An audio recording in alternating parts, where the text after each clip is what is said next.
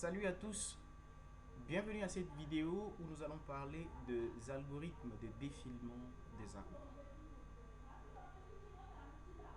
J'ai commencé l'enseignement sur les arbres en expliquant ce que sont les arbres, en expliquant à quoi ressemble un arbre en informatique, en montrant clairement qu'est-ce qui est appelé racine, les éléments de l'arbre s'appellent des nœuds, comment les relations entre les nœuds sont désignées, montrer qu'il s'agit des fils, des pères, des frères, ainsi de suite. Nous avons vu aussi qu'il y a une classe particulière des arbres à laquelle nous nous intéressons en informatique, ce sont les arbres binaires.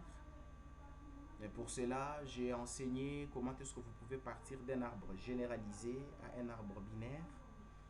Nous avons vu comment calculer la longueur d'un arbre. Nous avons aussi vu quand est-ce qu'on peut parler d'un maxipule lorsque vous êtes en face d'un arbre binaire. Un peu de petites notions déjà, c'était déjà donné. Alors, la partie restante, je me suis carrément décidé de donner ça dans une vidéo. Moi, je m'appelle Yves Théodore Kabaou. Je pense que vous me connaissez tous bien. Et ici, nous allons terminer cette partie qui reste sur les arbres en parlant des algorithmes de défilement. Je rappelle que cette partie intervient juste après la binarisation qui était déjà donnée. Alors, je vais tout simplement parler des algorithmes de défilement des arbres. Quand on parle déjà des algorithmes de défilement des arbres, ça veut dire que nous sommes en présence des arbres binaires. Parce que ce défilement est considéré par rapport à l'ordinateur. Et c'est pour cela que je dis qu'on est ici en face des arbres binaires. Voilà. Alors, il faut retenir que lorsqu'on parle de défilement des arbres, il existe trois algorithmes utilisés. Trois algorithmes ou trois méthodes. Voilà. Le premier algorithme qu'on utilise dans le défilement, c'est le préordre.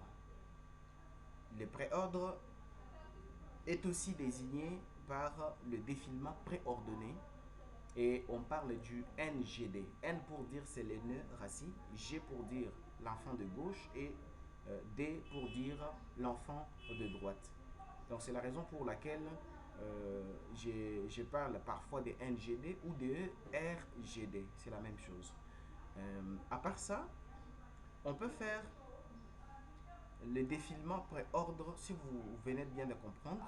Ça veut dire en allant du père d'abord, puis au fils de gauche et enfin au fils de droite. C'est ça le principe. On commence par le parent, on va au fils de gauche, puis on termine par le fils de droite. Ça, c'est le principe du préordre. Et c'est après avoir parcouru l'arbre en respectant ce principe-là, chaque fois qu'on est à un nœud parent, que l'on va constituer les résultats. Deuxième algorithme, c'est l'algorithme du défilement inordonné. Ça veut dire le in-ordre. On appelle in-ordre, on peut aussi parler de GND pour dire qu'on va d'abord à gauche, on revient à la racine, puis on termine par la droite. Donc c'est ça. Quand vous êtes dans un arbre, que vous voulez faire un défilement inordonné, vous commencez par le fils de gauche, vous revenez aux parents et puis vous terminez par le fils de droite. Donc c'est ça. Ça c'est le défilement inordonné. Et pour terminer, le troisième algorithme c'est le post-ordre. Donc le défilement post-ordonné. Là, on commence d'abord par le fils de gauche. Après le fils de gauche, on va au fils de droite. Et puis, on va terminer par le nœud parent. Donc, c'est ça. Si vous remarquez bien, dans ces trois algorithmes, la position du nœud parent change. Dans le premier algorithme, le préordre, le nœud parent qui est ici, le N, est au début. Dans le in-ordre, le nœud parent est au milieu. Et dans le post-ordre, le nœud parent est ici à la fin. Donc, ça, c'est comme une preuve hein, que je vous donne lorsque vous parcourez, vous faites la trace de votre parcours. Donc, vous devez vous rendre compte que les nœuds racines de l'arbre respectent ce que je viens de vous montrer là-bas. Si vous faites un défilement préordonné, le nœud racine de l'arbre doit toujours commencer les résultats. Si vous faites le défilement inordonné, les nœuds racines de l'arbre doivent toujours se placer au milieu entre la partie de gauche et la partie de droite de votre arbre. Et lorsque vous faites le défilement post-ordonné, les nœuds racines de votre arbre doivent toujours se placer à la fin de toutes les deux parties. Ça veut dire après la partie de gauche et la partie de droite. Ça, ce n'était qu'une manière sommaire de présenter les trois algorithmes. Maintenant, nous allons détailler pour approfondir chaque algorithme, comprendre son mode opératoire, comment est-ce qu'on arrive à trouver les résultats avec cet algorithme. Encore une fois, merci beaucoup. Votre attention. Commençons ici à ma droite les défilements préordonnés. J'ai expliqué NGD ou RGD pour dire racine gauche-droite. Ça bon. La première des choses que vous devez connaître quand vous êtes face à un algorithme de défilement, c'est de savoir quand est-ce qu'un nœud de l'arbre est traité dans ce défilement. Alors, c'est pourquoi j'ai toujours encadré cela sous forme d'une trame pour attirer votre attention là-dessus. Donc, premièrement, retenez que dans le défilement préordonné, un nœud est traité en descendant son chemin le plus à gauche. C'est ça. Retenez ce principe-là. Pour traiter un nœud, c'est quand on descend le chemin le plus à gauche de ces nœuds-là. C'est ça qui s'est fait. Voilà. Voyons maintenant les étapes de cet algorithme. Voici comment j'ai structuré chacun des algos. Donc, je donne toujours quand est-ce qu'un nœud est traité, je donne les étapes de l'algo et je donne un exercice d'application. Je montre les résultats en parcourant des yeux et puis je vais faire la trace de l'algorithme en suivant les étapes que nous avons données pour montrer comment ces résultats-là peut être vérifiable. Et après cela, je vais montrer enfin le code Python qui implémente cet algorithme-là. C'est bon. Alors, étape de l'algorithme de défilement préordonné. La première des choses, il faut empiler nul sur la pile, bien sûr. Deuxièmement, il faudra poser le PTR égale racine.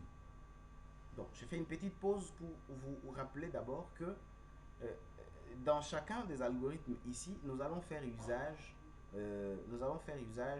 de quoi? D'un vecteur qui va contenir les différents noms de nœuds. Nous allons aussi faire usage d'un vecteur qui va servir de pile parce que nous allons empiler et dépiler. Ok. Et nous aurons à utiliser des variables comme le PTR, comme root. Alors, il y aura une convention de ce qu'on appelle nul ici. Alors, je préciserai chaque chose. Donc, c'est ça. Donc, je disais, vous devez empiler les nuls sur la pile, bien sûr. Et puis, vous posez PTR égale le nœud racine de l'arbre. Ça, c'est la première étape. Deuxième étape, vous devez répéter les étapes qui suivent là. Ça veut dire le C et le D. Vous devez les répéter tant que quoi? Tant que le PTR est différent des nuls.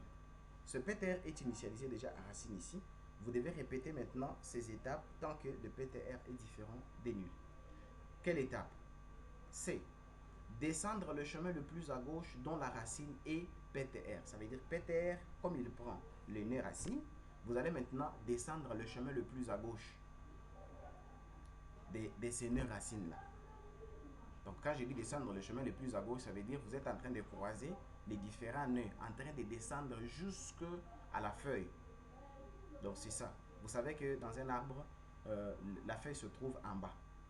En informatique ici, quand on voit un arbre, la feuille se trouve en bas et la racine se trouve en haut. Donc, c'est ça. Voilà. Vous allez descendre le chemin le plus à gauche dont la racine est PTR. Comment on descend? En appliquant l'instruction PTR égale left PTR. Voilà. Je vais dire d'où vient left et vous verrez aussi probablement quelque part là right aussi. En fait, vous connaissez déjà depuis que j'ai essayé d'implémenter euh, un algorithme sur les arbres, je vous ai montré que nous allions faire usage de trois vecteurs. On avait un vecteur, info qui contient le nom des différents nœuds. Il y a un vecteur left qui va contenir les différents pointeurs sur les enfants de gauche. Et puis un vecteur right qui va contenir les différents pointeurs sur les enfants de droite. Donc ça fait déjà 4. Ça fait déjà 4 vecteurs. Donc le 3 là, info, left et right. En plus de ce 3, il y a les vecteurs stack qui nous servent de pile. Et puis nous allons voir que quand nous allons implémenter, on va ajouter aussi un autre vecteur pour les résultats. Donc c'est ça. Donc je disais, vous descendez le chemin le plus à gauche, ça veut dire vous allez des nœuds à nœuds en train de descendre, mais suivant le chemin qui est le plus à gauche du nœud racine. C'est bon. Alors, on dit quoi? Traitez chaque nœud rencontré. Donc quand vous êtes en train de descendre là, vous traitez chaque nœud rencontré. En commençant par la racine, bien sûr. Vous traitez chaque nœud rencontré jusqu'à la feuille. Et vous empilez son enfant de droite s'il existe. Donc vous traitez un nœud. Vous vous demandez maintenant, est-ce qu'il a un enfant de droite? S'il en a, vous l'empilez. S'il n'en a pas, vous passez à son fils. Donc en bas, bien sûr. Si son fils a un enfant, de droite, vous traitez d'abord son fils et puis vous regardez. S'il a un enfant de droite, vous l'enregistrez. Donc vous l'empilez. C'est ça. Alors, vous allez arrêter ce défilement quand? Vous allez arrêter de descendre dès qu'un nœud sans enfant de gauche est traité. Comme vous êtes en train de descendre, en train de traiter, donc vous arrivez sur un nœud, vous le traitez, vous regardez s'il a un enfant de droite. S'il n'en a pas, vous passez, ainsi de suite. Dès que vous arrivez à un nœud qui n'a pas un enfant de gauche et que vous le traitez, donc vous traitez ce nœud-là qui n'a pas d'enfant de gauche, à ce moment-là, vous arrêtez de descendre. Maintenant, ce qui reste, c'est quoi?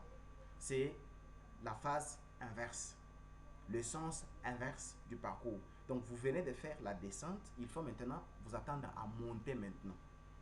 Vous montez pourquoi? Pour maintenant traiter tout ce que vous aviez empilé. C'est ça la raison de monter.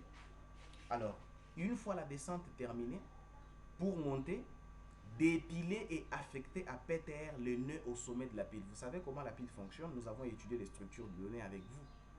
Vous savez comment la pile fonctionne? Donc, vous dépilez. On dépile toujours au sommet de la pile. Ça, c'est vrai. Ça veut dire que c'est toujours le dernier élément à entrer dans la pile qui sera le premier à sortir. Dès qu'il sort, il est affecté à PTR. Alors, on va tester. Si ce PTR-là, donc si cet élément-là que vous venez de retirer de la pile, si ce n'est pas le nul, alors on va revenir à C pour descendre aussi le chemin le plus à gauche de cet élément-là et essayer de traiter l'élément et ses enfants. Donc, les nœuds et ses enfants. Alors, si c'est plutôt le nul, alors c'est la fin du parcours. Voilà les étapes principales de cet algorithme. Donc, empiler nul sur stack, poser PTR égale racine. Alors, vous allez répéter tant que le PTR est différent des nuls. Faire quoi? Descendre le chemin le plus à gauche, dont la racine est en PTR, traiter chaque nœud rencontré et empiler son enfant de droite s'il existe. Arrêter le défilement dès qu'un nœud sans enfant de gauche est traité. Et une fois la descente terminée, vous commencez à remonter, vous dépilez et affectez à PTR les nœuds au sommet de la pile. Et si le PTR qui vient de recevoir ce nœud qui était au sommet de la pile devient nul, là vous arrêtez le parcours. Mais si c'est différent des nuls, alors vous rentrez à C. Vous refaites le C là. Donc c'est ça. Voilà. Alors si vous comprenez bien, c'est ça. Nous allons passer à la partie application pour voir comment est-ce que nous appliquons ces étapes. Voilà. Voici un arbre exemple. L'arbre exemple est ici. Nous voudrons parcourir cet arbre en appliquant le principe préordre. Donc, l'algorithme préordre. Regardez, les résultats est donné ici. Je vais vous montrer comment est-ce que nous avons trouvé ces résultats. Nous avons dit qu'il faut partir de la racine jusqu'à la feuille. Mais pour faire ça, qu'est-ce que je fais? Je vais d'abord commencer là. On a dit que Peter doit être égal à la racine. Donc, j'initialise Peter à la racine. Et puis, je commence à descendre le chemin le plus à gauche de la racine. Et en train de descendre, qu'est-ce que je fais? Je suis en train de traiter chaque nœud que je suis en train de croiser. Or, quand je traite un nœud, je me demande s'il a un enfant de droite. Je l'empile. Je suis à A. Je traite A. Je traite A. Je me demande, a-t-il un enfant de droite? Oui, c'est le C. Comme il a un enfant de droite, j'empile le C. Je continue. Je traite B. A-t-il un enfant de droite? Non. Je continue. J'empile le D. A-t-il un enfant de droite? Oui. L'enfant de droite, c'est quoi? C'est H. Voilà. Je continue. Je traite le G. A-t-il un enfant de gauche? Non. Là, j'arrête la descente. Si vous voyez bien, l'ordre dans lequel j'ai traité, c'est A, B, D, G. C'est ça, l'ordre des traitements. C'est pourquoi vous avez aussi dans les résultats A, B, D, G. C'est ça. Maintenant, je commence à monter. Les derniers éléments que nous avions empilés, c'était H. Je dépile H. Je pose Peter égale à H. Je vais maintenant descendre le chemin le plus à gauche de H. H n'a pas d'enfant de gauche. Ça veut dire je les traite lui et je ne vais nulle part parce que je n'ai pas d'enfant de gauche. Rappelez-vous, on traite un nœud quand on descend son chemin le plus à gauche. Ok. Je le traite. C'est pourquoi après G, c'est H qui est là-bas dans les résultats. Mais quand je le traite, je sais qu'il a un enfant de droite. Alors, j'empile l'enfant de droite et puis je regarde s'il a un enfant de gauche, il n'en a pas. J'arrête de descendre. Je commence à remonter. En remontant, qu'est-ce que je fais? Je vais dépiler les derniers éléments qui venaient d'être empilés, c'est K.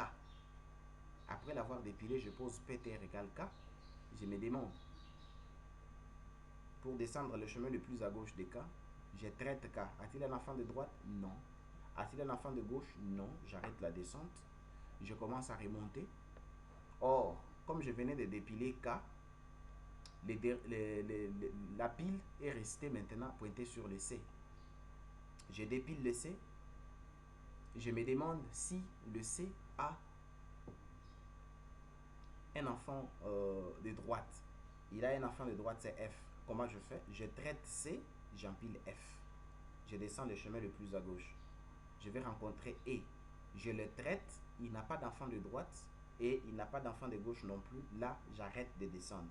Je commence à remonter. En remontant, je vais dépiler le F. Et après avoir défilé F, j'initialise PTR à F. Pour descendre le chemin le plus à gauche de F, il n'a pas d'enfant de gauche. Je le traite, il n'a pas d'enfant de droite. Et c'est fini, j'arrête tout. C'est comme ça que le résultat est formé. Ces résultats-ci. Voilà. Alors, on peut suivre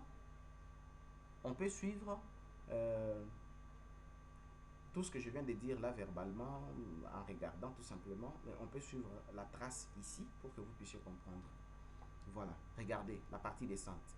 On empile, nous avons admis que ici, notre nul à nous c'est 0. C'est ça que nous avons admis. Nul c'est 0. C'est une convention. Alors, c'est ça.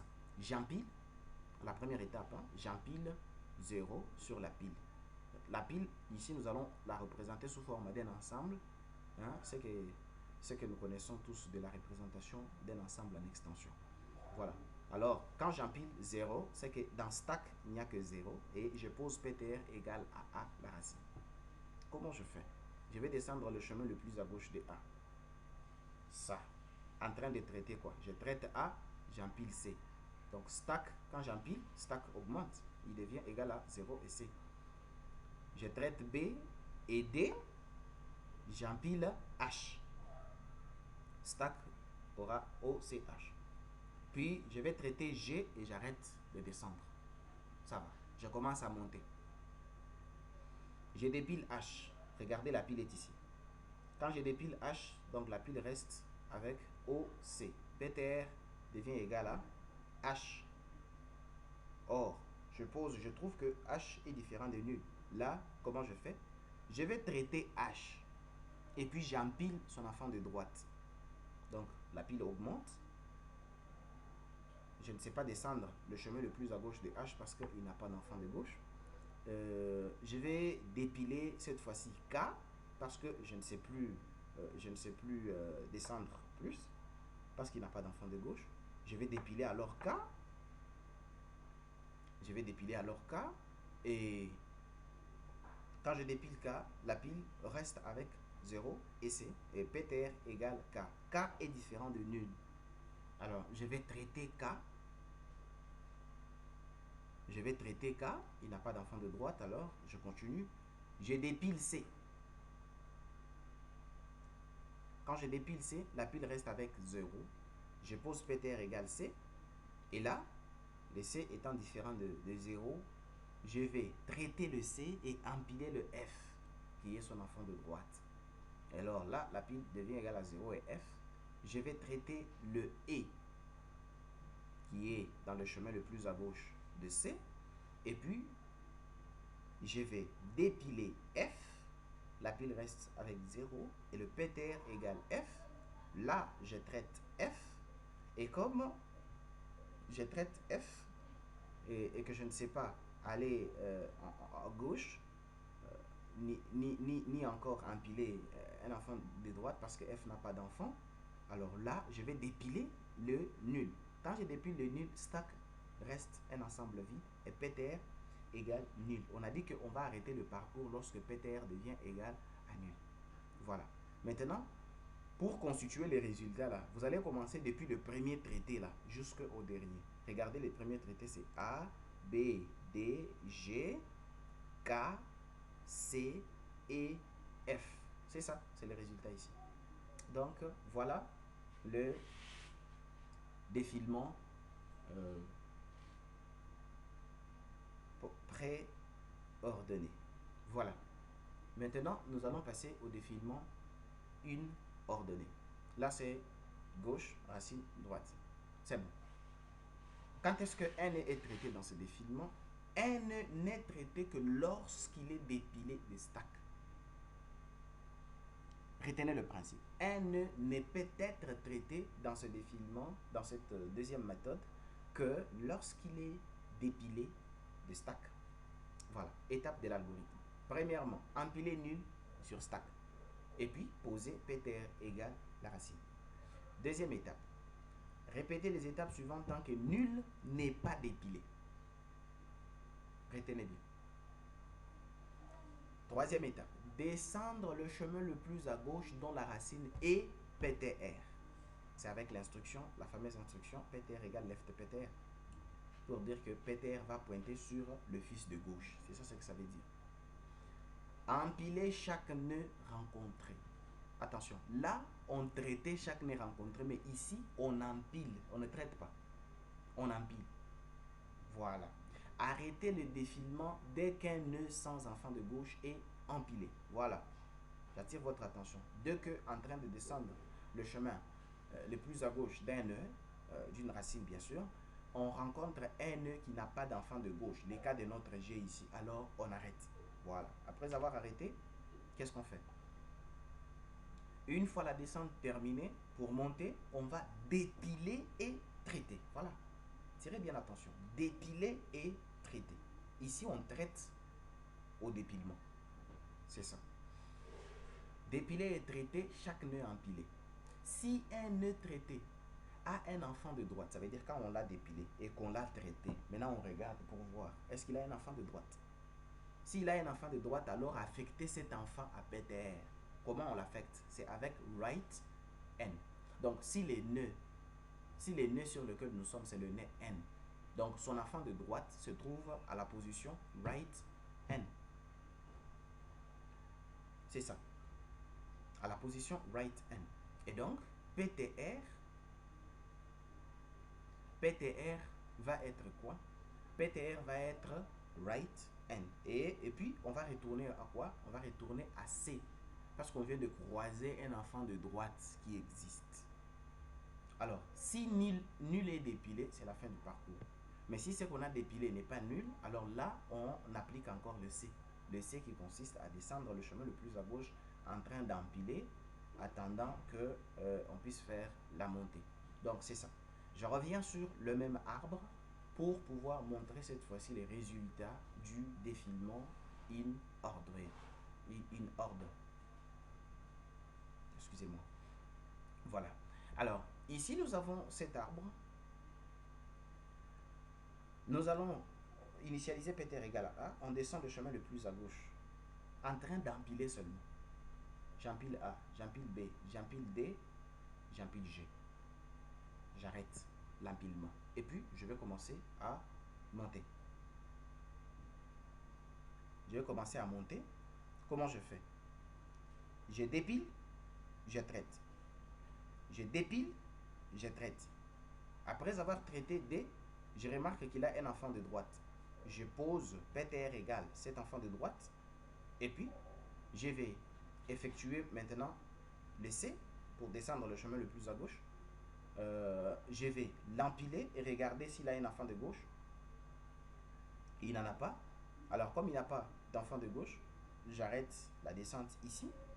Et puis, je vais dépiler H et traiter H. Après l'avoir dépilé et traité, je vois qu'il a un enfant de droite. Je pose PTR égale cet enfant de droite. Je vais l'empiler, chercher à descendre son chemin le plus à gauche. Il n'a pas d'enfant, ni à gauche, ni à droite. Là, je vais dépiler. Je dépile K, je le traite. Il n'a pas d'enfant de droite. Je continue à dépiler alors. Je dépile quoi cette fois-ci? Je vais dépiler B, parce que je m'étais arrêté à D. Je dépile B. Je dépile aussi A, donc dépiler et traiter en fait. Je dépile et traite A aussi. Et je remarque que A a un enfant de droite. C'est le C. Je pose PTR égale C. Et puis, je vais descendre le chemin le plus à gauche de C. J'empile C, j'empile E. Et puis, je vais remonter maintenant. Je dépile le E, je le traite. Je dépile le C, je le traite. Je remarque qu'il a un enfant de droite qui est F. Je l'empile. Il n'a pas d'enfant de gauche pour descendre son chemin le plus à gauche. Alors là, je le dépile et je le traite. C'est la fin de parcours. Et vous avez F à la fin. Donc c'est ça. Vous pouvez suivre. Vous pouvez suivre ce que je viens de dire ici. On a empilé le nul sur stack et on a initialisé PTR à A. Le chemin le plus à gauche de A est empilé les nœuds. Comment on va empiler? On va empiler A lui-même, B, D et G. Et puis, dès qu'on arrête ici, on commence à remonter. On dépile et traite les G et D. On s'arrête à D parce qu'il a un enfant de droite. On pose PTR égale l'enfant de droite. Et vous voyez que la pile a aussi évolué en conséquence. Voilà. Alors, on empile le H. Quand on empile les H, la pile se modifie. On va dépiler et traiter H. Et puis, on va poser PTR égale K. Comme K est différent de nul, on va empiler le K. Et puis, on va dépiler et traiter K. Voilà. La pile se modifie aussi. On va dépiler et traiter le B et A. On s'arrête à A parce qu'il y a un enfant de droite. PTR pointe sur l'enfant de droite. Et puis, on descend le chemin le plus à gauche de C. On empile C et E. Donc, la pile se modifie en conséquence. Et on va dépiler et traiter E et C. La pile reste avec 0. On pointe sur l'enfant de droite de C. Et puis, on va empiler cet enfant de droite. Et puis, on va dépiler et traiter cet enfant de droite de C. La pile reste à nul. Alors, quand on dépile le nul, la pile reste vide et c'est la fin du parcours. Et quand vous reconstituez encore les résultats en allant du premier traité jusqu'au dernier traité, vous verrez que ça vous donne ce résultat-ci. GD, H, K, BA et C, E, F. Voilà. C'est ça. Voilà.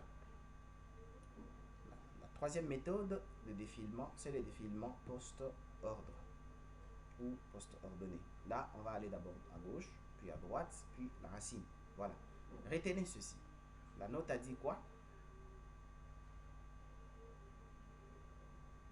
Ouais, notre note qui se trouve dans la nota bene dit que un nœud n'est traité que lorsqu'il est dépilé des stacks et qu'il est positif. Voilà, c'est ça.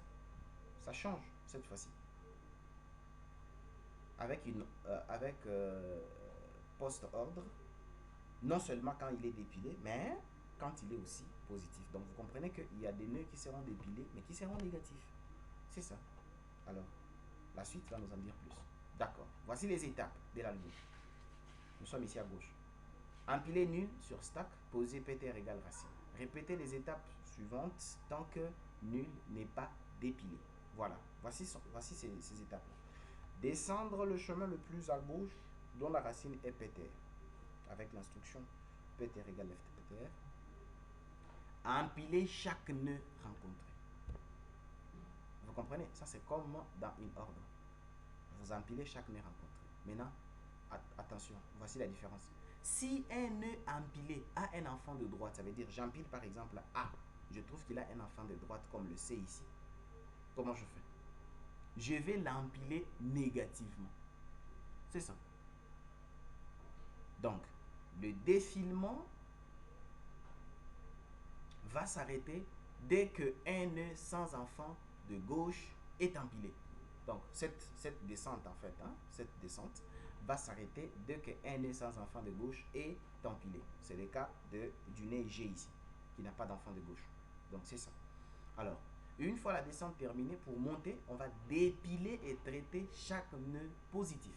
Si un négatif est dépilé, je vous ai parlé des nœuds qui seront empilés négativement. Ce sont les enfants de droite. Voilà. Donc, si un nœud négatif est dépilé, voici ce qui va se faire. D'abord, on va l'affecter positivement à PTR. Attention. Dans une ordre, c'était autre chose.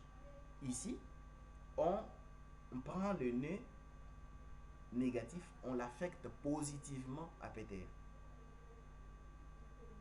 Et puis, quand on l'affecte positivement à PTR, ça veut dire qu'il est négatif, on le rend positif, et puis on va retourner exécuter l'essai. L'essai, c'est quoi? L'essai, c'est descendre le chemin le plus à gauche. Donc, c'est ça. Alors, si nul est dépilé, c'est la fin du parcours. Si nul est dépilé, c'est la fin du parcours. Voilà. Voyons l'application avec notre arbre, exemple. Je vais empiler depuis A jusqu'à G. Donc, on est là en train de suivre la trace. Je vais d'abord empiler le nul sur le stack et poser pt égale la racine. Chemin le plus à gauche de A, empiler tous les nœuds et leurs enfants de droite négativement.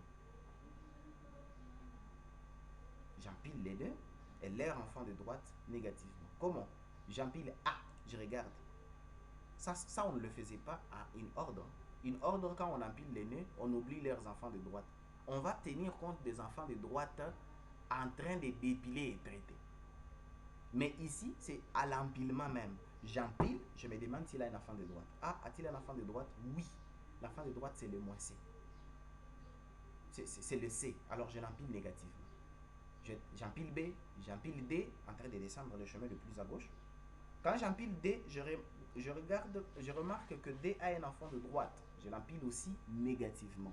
J'empile G et j'arrête la descente. Puis je commence à remonter. Je vais dépiler et traiter G parce qu'il est positif. Mais quand je pointe sur moins H, regardez, je dépile moins H, mais je pose PTR égale H. C'est ça que je dis. Quand vous dépilez un nœud négatif, vous l'affectez à PTR, mais positivement. C'est ça. Je l'affecte à PTR positivement. Et puis, comme il n'est pas nul, ça veut dire il est différent de nul, alors je vais l'empiler. Donc, je vais plutôt rentrer à C, donc descendre le chemin le plus à gauche et puis essayer de l'empiler. Donc, je vais l'empiler et empiler son enfant de droite négativement. C'est ça. Donc, la pile se modifie en conséquence. Alors là, je vais dépiler moins K. Comme il est aussi négatif, je vais poser PTR égale K positif. Et puis, je vais empiler K positivement. Une fois que je viens d'empiler K positivement, je trouve que je ne peux pas avancer parce qu'il n'a pas d'enfant de gauche. Alors là, je vais dépiler et traiter tous les positifs. Donc, je dépile et traite K, je dépile et traite H, je dépile et traite D, Je dépile et traite B jusqu'ici. Voilà. Alors là, dans la pile, il reste A, O, 0, A et moins C. Voilà, je dépile. Je dépile. Excusez-moi, c'est moins C ici, ce n'est pas C. Je dépile moins C. Je pense que vous comprendrez. Je dépile moins C, alors je pose PTR parce que dans la pile, il n'y a pas C, il y a moins C. Je dépile d'abord les moins C là, et puis ici, ça sera C. Je dépile le moins C, alors dans la pile, il reste 0 et A, et puis PTR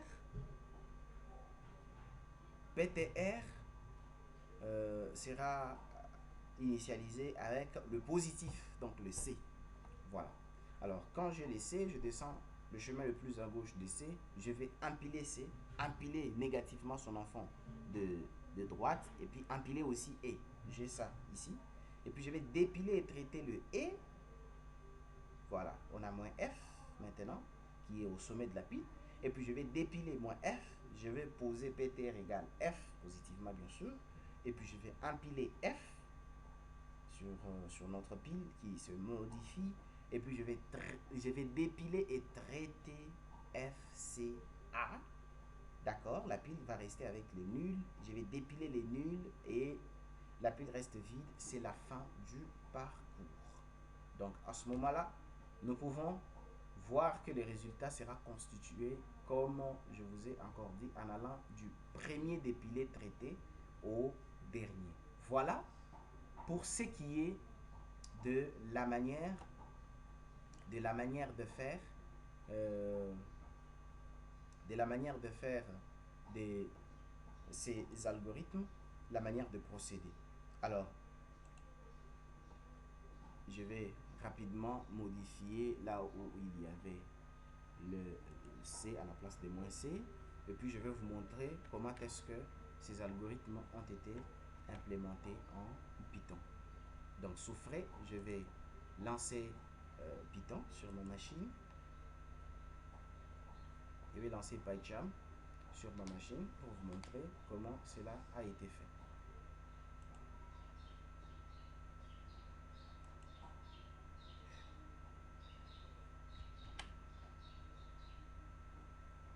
Voilà. Donc si vous comprenez bien les principes, s'il faut les rappeler, le principe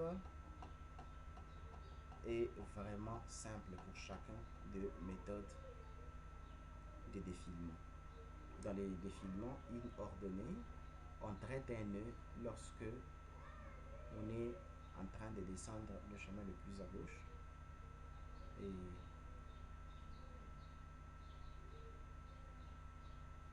on va empiler seulement les enfants de droite. C'est ça. Tandis que dans les défilements in ordre, on va traiter un nœud lorsque il est dépilé. Ça veut dire là que en train de descendre le chemin le plus à gauche, on est en train d'empiler les nœuds seulement. Et puis on va s'intéresser aux enfants de droite lorsque un nœud dépilé est traité. Dans le post-ordre, on va aussi traiter un nœud seulement au dépilement, bien sûr, mais s'il est positif. Et on s'intéresse aux enfants de droite en train d'empiler. On va empiler les enfants de droite négativement. Voilà, je faisais tout ça pour tuer les temps afin que PyCharm puisse s'élancer sur ma machine. Et puis nous sommes sur l'environnement de PyCharm en train d'attendre qu'il y ait chargement complète de tous les modules pour pouvoir vous présenter ce qu'il y a.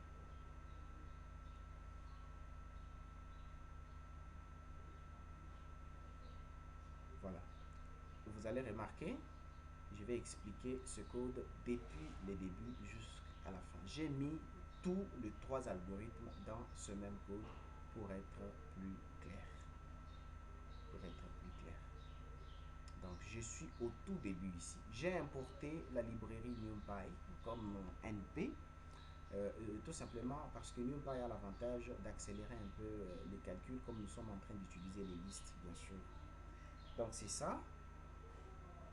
Je dois d'abord signaler les quelques conventions dans ces implémentations. C'est que les nuls sur la pile est pour désigner l'absence d'un enfant de gauche ou de droite. Donc, quand il n'y a pas d'enfant de gauche, c'est que l'enfant de gauche est nul. Quand il n'y a pas d'enfant de droite, l'enfant de droite est nul. Alors, ces nuls-là, ici dans ce programme, nous avons pris la convention de le représenter par la longueur de la liste info. Vous allez comprendre pourquoi j'ai fait ça. Parce que il n'y a pas un seul nœud qui se trouve à une position qui correspond à la longueur de la liste info. La liste info a 9 nœuds. Vous pouvez le compter ici. 9 nœuds. C'est la liste des nœuds. On peut les introduire au clavier. Mais moi, ici, je les ai fixés. Ce sont les mêmes nœuds que nous avions ici.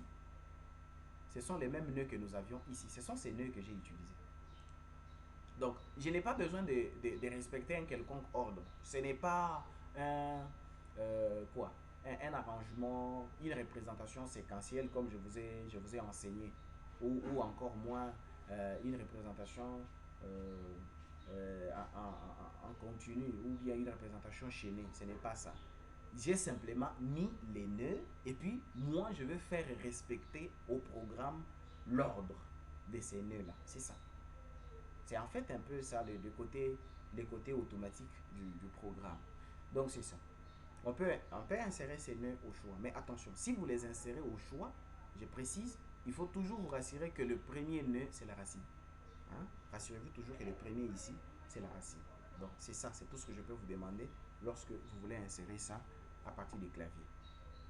Donc vous avez compris la convention, c'est que chaque fois qu'il y a un nul sur la pile, ou bien un nul du côté enfant de gauche ou du côté enfant de droite, à ce moment-là, on va représenter ce nul-là par la longueur max de notre liste ici info. Pourquoi? Parce que ça c'est la position 1 et ça c'est la position 8. Donc la position 9 n'existe plus ici. Ça va nous aider à pouvoir ne pas pointer sur la mauvaise chose. Donc c'est ça. Deuxièmement, je vous ai parlé des vecteurs qu'on allait utiliser. Le premier vecteur est là, c'est le vecteur info qui contient les nœuds. Deuxième vecteur, c'est le vecteur left. Ce vecteur va inclure quoi? Inclure les pointeurs sur les enfants de gauche. Attention, je n'ai pas dit les enfants de gauche, j'ai dit les pointeurs sur les enfants de gauche. Or, les pointeurs, vous savez bien tous que ce sont des indices, ce sont des index. C'est la raison pour laquelle, si vous voyez bien, j'ai rempli tous ces vecteurs des index. Donc, j'ai dit, vous voyez, ça c'est la position qui correspond à A. Donc, ici, je vais mettre quoi? Au lieu de mettre B, je vais mettre l'index DB. Cet index DB, je le tire d'où? D'ici, bien sûr. Donc, quand je mets info.index B, ça va me donner la position des B dans info. C'est ça. La même chose. Donc, l'enfant de droite, qu'est-ce que je vais dire? L'enfant de gauche de A, c'est le B. C'est pourquoi ici, j'ai l'index de B. Et ça, c'est l'enfant de droite. Donc, ici, vous avez les pointeurs des enfants de droite. Donc, l'enfant de droite de A, qui est le C. Le C se trouve à la position deuxième. C'est ça, c'est cette position qui sera retournée ici. Vous voyez? Donc, je me suis donné la peine d'afficher ça aussi à l'exécution pour que vous puissiez voir ça. Donc, c'est ça que j'ai respecté. Les B là, c'est la deuxième position ici. Les B, c'est la deuxième position ici. Alors, vous allez remarquer que son enfant de gauche sur l'arbre, son enfant de gauche, je vous montre ça, son enfant de gauche, c'est les D. Il n'a pas d'enfant de droite. Voilà. Son enfant de gauche, c'est les D. C'est pourquoi, dans left, je mets index de D. Maintenant, enfant de droite. Comme enfant de droite, ça n'existe pas. On a dit que le nul est représenté ici par quoi? Par la longueur de info, qui est 9. C'est ça. C'est la même chose que j'ai fait aussi pour le C. Les C a pour enfant de gauche E et pour enfant de droite F. Donc, enfant de gauche, je donne l'index de E et enfant de droite, l'index de F. Les D a pour enfant de gauche G et pour enfant de droite H. Donc, enfant de gauche, index de G et enfant de droite, index de H. Le E a pour enfant de gauche rien, pour enfant de droite rien. Alors, enfant de gauche, c'est la longueur là, enfant de droite, c'est la longueur là. Le F, pas d'enfant de gauche, pas d'enfant de droite, c'est ça. Pas d'enfant de gauche, pas d'enfant de droite. C'est les nuls, bien sûr. Je vous ai parlé de ça dans la convention. Le G n'a pas d'enfant de gauche, n'a pas d'enfant de droite. Donc, vous êtes là, vous êtes ici. Pas d'enfant de gauche, pas d'enfant de droite. Par contre, le H n'a pas d'enfant de gauche, mais il a quand même un enfant de droite qui est K. Remarquez tous, enfant de gauche, ça n'existe pas, mais enfant de droite, c'est l'index de K. Et puis K lui-même n'a ni enfant de gauche ni enfant de droite. C'est pourquoi j'ai ça ici, ça là-bas.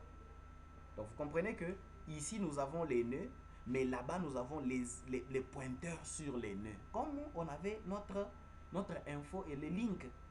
Vous vous rappelez bien, quand nous avons commencé à traiter des listes chaînées, on a utilisé deux vecteurs. Il y avait le vecteur qui contenait le nœud, les informations qui sont dans les nœuds, et un autre vecteur qui contenait les pointeurs sur les nœuds. Donc c'est ça. Voilà.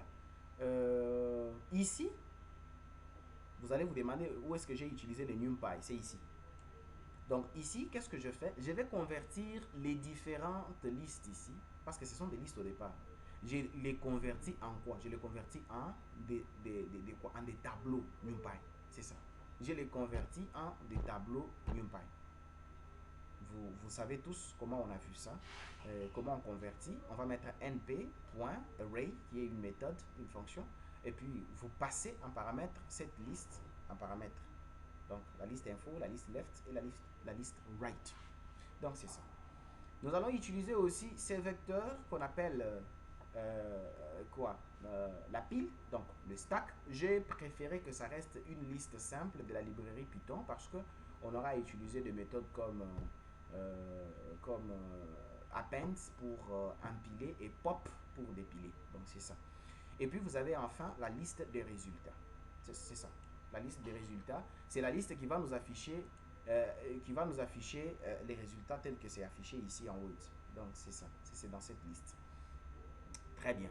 Maintenant, voici quelques méthodes utiles dont je fais usage. Donc, quelques fonctions utiles dont je fais usage.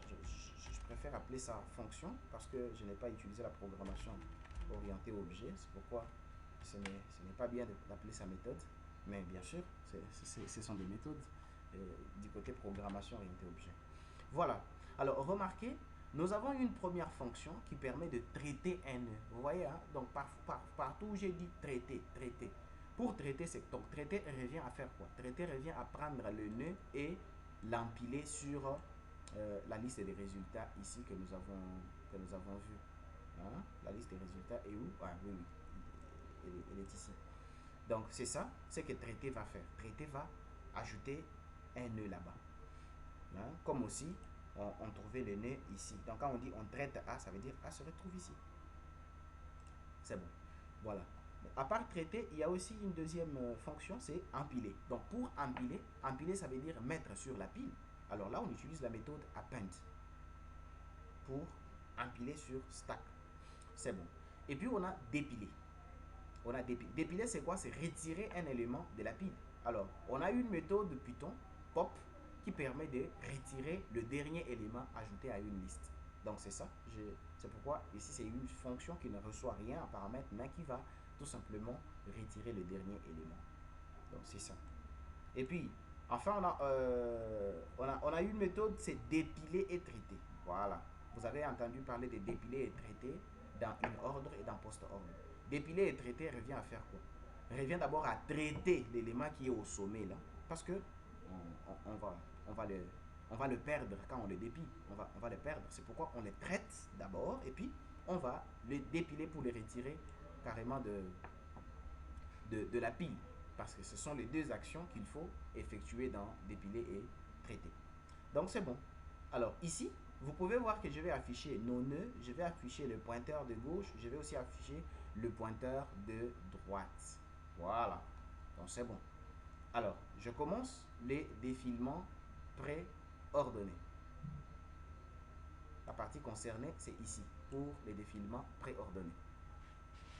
Regardez dans cette partie. Premièrement, nous avons dit qu'il faut, nous allons suivre avec vous, nous allons suivre les étapes qu'on a données ici. Empiler nul sur stack et poser PT égale à la racine.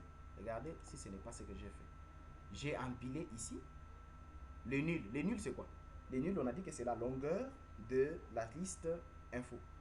Alors, la longueur de la liste info, mais je vais convertir cette longueur en chaîne de caractères. Donc, au lieu d'avoir 9, ça sera 9 entre guillemets. C'est ça ce que ça veut dire. C'est bon. C'est l'équivalent des point to string que nous avons vu en C#, par exemple. Donc, c'est ça. Alors, je vais poser pt égale info 0. Regardez, j'utilise info 0 parce que je vous ai dit que le premier nœud doit toujours être la racine. Donc, même quand vous insérez les nœuds au clavier, le premier nœud doit toujours être la racine. C'est bon. Voilà. Alors là, je vais entrer dans cette boucle while. Vous allez comprendre ce que la boucle fait. Tant que PTR est différent de quoi? Regardez ici. Tant que PTR est différent de nul, parce que c'est ça que nous avons appelé nul. Tant que PTR est différent de nul, c'est quoi? C'est length, la longueur de info. Mais je convertis ça en chaîne. Parce que c'est comme ça que nous l'avons stocké ici. C'est pourquoi j'utilise ça sous forme de chaîne de caractères. Parce qu'on a dit ici quoi? Répéter les étapes tant que PTR est différent de nul. C'est ça. C'est ça. Tant que PTR est différent de nul. Comment faire? On va descendre le chemin le plus à gauche. Faire quoi? Traiter chaque nœud rencontré. C'est ça que je fais. Je traite les nœuds PTR. Parce que dans PTR, je n'y stocke pas des pointeurs. J'y stocke carrément les nœuds en fait. Dans PTR, moi je stocke les nœuds. Regardez. Traiter PTR. Maintenant, ici, je vais trouver l'indice de l'enfant de gauche de PTR. Comment je trouve cet indice? Regardez. Cet indice se trouve dans les vecteurs que j'appelle left, parce que c'est ça, les vecteurs de pointeur de gauche. L'indice de l'enfant de gauche, je trouve ça comment? J'utilise une méthode de NumPy qui s'appelle where. Cette méthode NumPy me donne la possibilité de chercher l'indice d'un élément dans un vecteur NumPy, dans un tableau NumPy. Donc c'est ça. Attention, si c'était dans une liste, j'utiliserais .index. Mais ici, on est en NumPy. Alors, .index ne fonctionne pas ici. .index, ça fait autre chose. Ici, on utilise where. Donc, je vais regarder dans info là où je peux trouver PTR. Rappelez-vous que le PTR a été initialisé à la racine. Voilà, c'est ça. Donc, comme cette méthode va vous retourner un tuple. Vous vous rappelez les tuples? Les tuples, c'est une structure de données où les éléments sont représentés, séparés par des virgules, mais entre parenthèses. Voilà. Alors, le premier élément dans ce tuple-là, c'est ça qui va vous donner, au vrai sens du terme, la position à laquelle vous pouvez retrouver l'enfant de gauche. Parce que l'enfant de gauche et l'enfant de droite sont toujours dans info. Mais je vais plutôt dans left pour chercher seulement leur position. Et rentrer dans info, trouver ces positions-là. C'est tout ce que je viens chercher ici. Donc, je trouve la position de l'enfant de gauche, je trouve aussi la position de l'enfant de droite. Donc, comprenez que vous avez affaire à un tuple ici. Ce tuple a deux éléments. C'est la raison pour laquelle j'utilise le premier élément qui correspond à la dimension ligne de ce tableau NumPy. Le deuxième élément, ça correspond aux colonnes. Mais ici, nous n'avons rien à faire des colonnes. Comme c'est un vecteur, on utilise une seule dimension. C'est la raison pour laquelle j'utilise 0. C'est bon. Après avoir trouvé l'indice de l'enfant de gauche et l'indice de l'enfant de droite, voici ce que je fais. Je vais chercher si l'enfant de gauche existe, là je vais l'empiler. S'il n'existe pas, je vais passer à autre chose. Regardez, si l'indice de l'enfant de droite, d'abord, parce que nous sommes en train de descendre, on est ici, en train de descendre, on a dit quoi dans la descente? empiler son enfant de droite s'il existe. Regardez comment je vais empiler l'enfant de droite. Si l'enfant de droite existe, comment je saurais que l'enfant de droite existe? C'est si son indice n'est pas le nul. C'est ce que ça veut dire. C'est ça. Si son indice n'est pas le nul. Alors regardez, si l'index de l'enfant de droite est différent de nul, vous vous rappelez bien le nul que nous avons utilisé. Voilà. Donc, dans la pile, je l'utilise sous forme d'une chaîne de caractères, mais ici, comme ce sont des entiers, les indices ici, ce sont des entiers qu'on va me retourner. C'est pourquoi j'utilise ici carrément un entier. Donc, c'est ça. Mais c'est la même valeur de 9. Voilà. Si l'indice de l'enfant de droite est différent de nul, ça veut dire que cet enfant-là existe. Alors, comme il existe, je vais faire quoi? Je vais l'empiler. Comment je vais l'empiler? Comme j'ai déjà son indice ici, donc je vais seulement dire info, cet indice-là. Directement, ça me donne là où se trouve l'enfant dans info. C'est ça. Alors, je vais l'empiler. Je vais l'empiler. Ok. Maintenant, j'avance. Je continue. Si je trouve un enfant de gauche, là, je vais les traiter. Mais si je ne trouve pas d'enfant de gauche, comme les cas de G ici, comme les cas de G, si on ne trouve pas d'enfant de gauche, on fait quoi? On va arrêter de descendre. Alors, regardez. Regardez. Si l'enfant de gauche a pour indice le nul, ça veut dire qu'il n'y a pas d'enfant de gauche. À ce moment-là, on fait comment? On commence à dépiler pour remonter, bien sûr. On commence à dépiler. C'est la raison pour laquelle vous me voyez Peter pointer sur l'élément qui est au sommet de la pile. Attention, vous vous rappelez que nous avons vu que dans une liste, on peut faire le slicing en utilisant des indices négatifs.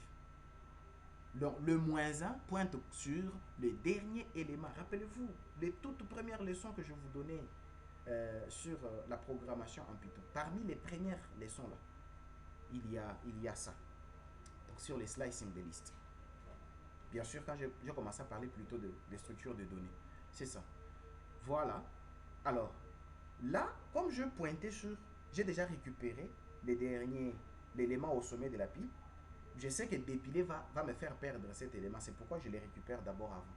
Donc, je vais dépiler.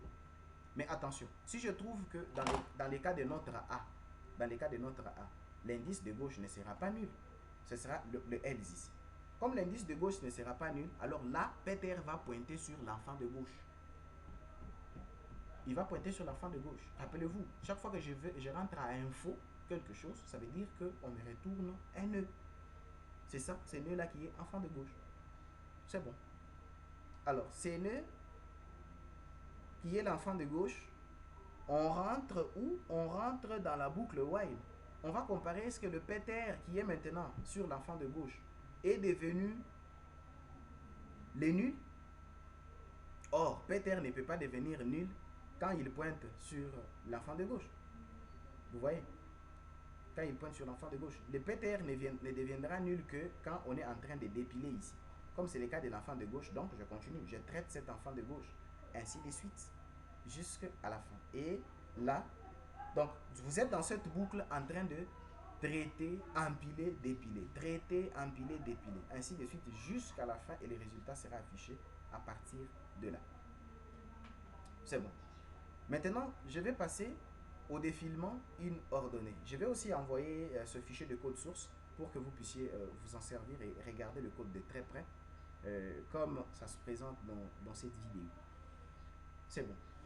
Pour le défilement inordonné, rappelez-vous, comme nous allons utiliser le même vecteur des résultats, c'est pourquoi ici je vide le vecteur. Parce que là, vous allez remarquer que chaque fois que je traite, c'est qu'on a ajouté quelque chose au vecteur résultat. Alors, comme je voudrais l'utiliser aussi pour afficher les résultats de une ordre, il ne faudra pas qu'on mêle ce qui est à une ordre à ce qui est à pré-ordre. C'est pourquoi je le vide d'abord. Ok. Après l'avoir vidé, j'empile les nuls sur stack et puis je pointe PTR à la racine. Regardez maintenant, la boucle change ici. Je suis ici, hein. Je suis là. Ok. Regardez que la boucle change. La boucle change comment? Au lieu de traiter comme on faisait en haut, cette fois-ci on empile. Parce que c'est ce qu'on a dit ici. On a dit ici, in order. On a dit qu'on fait quoi? En descendant le chemin le plus à gauche, on empile chaque nœud rencontré. C'est ça. C'est ça. J'empile. Je vais empiler. Et puis je vais chercher l'indice de gauche. Pourquoi l'indice de gauche? Parce que je veux continuer à empiler dans ce sens-là. Si il n'y a pas d'enfant de gauche, là, je commence à dépiler et en train de remonter. Mais si plutôt l'enfant de gauche existe, ça veut dire l'indice, donc l'index gauche ici, n'est pas le nul, ça veut dire c'est différent des nuls. Alors là, je dis que l'enfant de gauche existe. Et comme l'enfant de gauche existe, comment je fais? Je pointe sur l'enfant de gauche, PTR change de valeur en prenant le nœud qui est enfant de gauche, et puis je vais rentrer dans la boucle ici. Mais si l'enfant de gauche n'existe pas, attention, si l'enfant de gauche n'existe pas, qu'est-ce que je fais? Là, je commence à dépiler. Et le dépilement ne se fait pas une seule fois. Je vais dépiler aussi longtemps qu'il existe quelque chose sur la pile. Parce que je sais que le traitement se fait en dépilant. Attention. Là, c'est une autre boucle. Parce que c'est une activité répétitive, je vais dire. C'est une activité répétitive. Et vous savez que chaque fois qu'il y a une répétition, on fait usage de boucle. Voilà. J'introduis une boucle while. La boucle while va checker, donc elle va s'exécuter aussi longtemps que dans stack, il y a quelque chose. Si vous vous rendez compte bien, dans chacun des algorithmes de défilement, on arrête les défilements et la pile est vide. C'est ça. Donc quand on fait le dépilement du nul qu'on avait empilé au début, là, la pile est restée vide et puis on arrête le défilement. Donc c'est ça aussi. Donc on va arrêter de dépiler lorsque les len, vous savez que la méthode len, vous savez ce que ça fait, ça trouve la longueur. Donc dès que la longueur est différente de 0, attention, ça ce n'est pas le 0 nul, c'est plutôt 0 qui est la valeur de la longueur. Donc quand on trouve que la pile n'a plus rien, c'est ça. Ça n'a rien à voir avec le nul que j'ai montré en haut de là. Ça n'a rien à voir avec le nul. C'est bon. De toute façon, ici, les nuls, c'est autre chose. Donc, c'est bon. Alors, comprenez? Je vais faire quoi? Je vais poser PTR égale quoi? Égale le dernier élément qui se trouve sur la pile. Vous savez que le dernier élément, c'est le last in, first out. Donc, le dernier élément est le premier à sortir, le sommet de la pile. C'est bon. Parce que je vais dépiler, il faut que je le récupère d'abord lui. Je vais dépiler, alors je le perds. Alors, une fois que je récupère ce dernier élément, je vais me demander est-ce que ce dernier élément n'est pas vraiment le nul. Si c'est le nul, en tout cas si c'est le nul, vous allez voir que je fais quoi? Je ne fais plus rien si c'est le nul. Si c'est le nul, donc j'arrête de dépiler et c'est fini, c'est la fin du parcours. Mais si ce n'est pas le nul, parce qu'ici il y a la différence, remarquez. Si c'est la fin, si ce n'est pas le nul, qu'est-ce que je fais? Je le traite, parce qu'on a dit qu'on traite au dépilement. J'ai déjà dépilé et puis je viens traiter. Je le traite. Après l'avoir traité, maintenant je m'intéresse aux enfants de gauche, et de droite plutôt.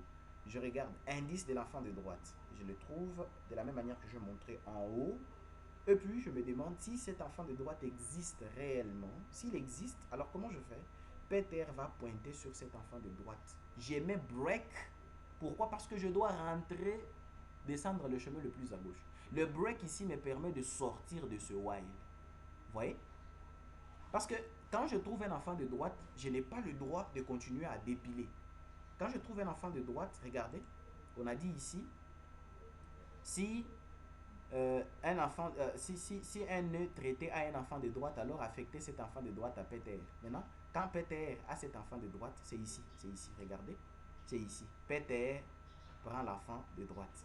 C'est bon. Maintenant, regardez la suite. PTR récupère l'enfant de droite et retourner à C. Oh, vous voyez, retourner à C, c'est descendre le chemin le plus à gauche. Or, on descend le chemin le plus à gauche à partir de cette boucle. Ce n'est pas ici. Ici, c'est le dépilement. C'est la raison pour laquelle je dois sortir de cette boucle interne avec break. C'est bon. Là, je vais rentrer là-bas.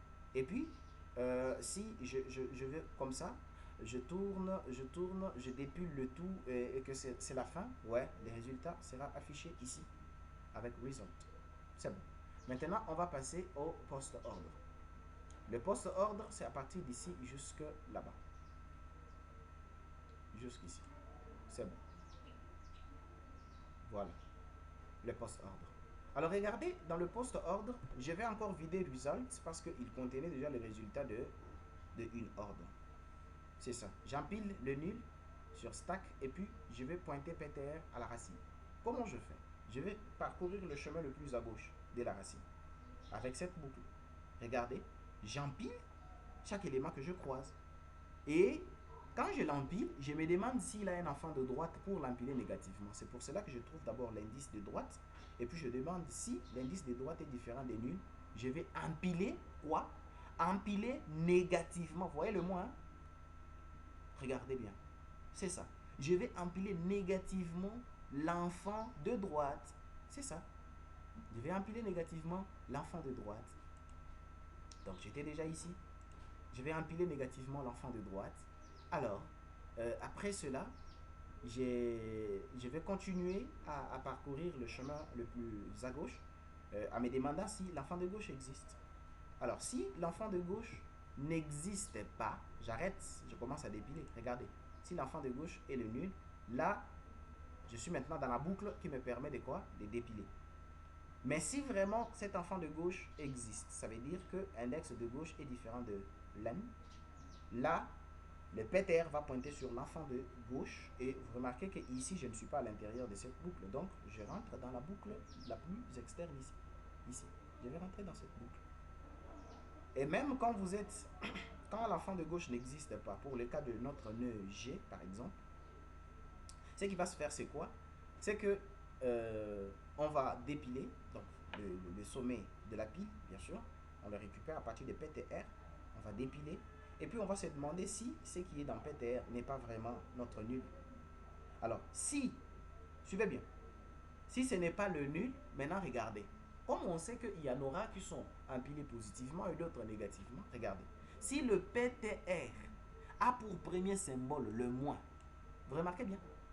Donc, les cas par exemple de moins C que j'aurais empilé, les cas par exemple de moins H que j'aurais empilé quand je suis arrivé à D. Donc, si on trouve que le premier symbole, j'ai fait le slicing, donc 0 pour dire premier symbole. Le premier symbole, c'est le moins. Voici ce qui va se faire. Voici ce qui va se faire. Si le premier symbole, c'est le moins, regardez. S'il est moins, donc PTR sera maintenant quoi? Ce qu'il était, mais positivement. Voilà. Donc, ici, j'ai fait le slicing à partir de 1 pour dire que j'ignore le premier caractère qui est le moins. Mais en tout cas, là, c'est quand c'est différent. Ça veut dire, ici, ça veut dire que c'est s'il est, il est empilé positivement, ici. S'il est empilé positivement. Positivement, c'est pourquoi vous voyez les symboles de la différence. Donc, le premier symbole est différent de moins, donc il a été empilé positivement. Or, quand c'est empilé positivement, là on peut le traiter. Mais s'il a été empilé négativement, nous sommes dans else ici. Là, qu'est-ce que je fais? Je pose PTR, j'affecte cet élément négatif positivement à PTR. Donc, j'ignore le premier caractère qui était le moins. Je commence à partir du deuxième caractère. Là, le moins est banni. Et puis, quand je récupère, c'est né cette fois-ci positivement. Alors, je sors d'ici. Parce que quand on pointe sur l'enfant de droite, déjà on doit sortir pour aller parcourir le chemin le plus à gauche. Donc c'est la même chose. Et puis je vais aller jusqu'à la fin, jusqu'à afficher le résultat. Donc je vais exécuter ça. Je fais clic droit.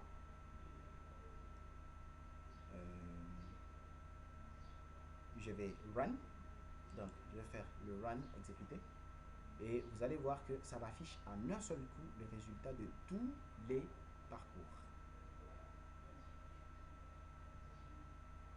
Voilà.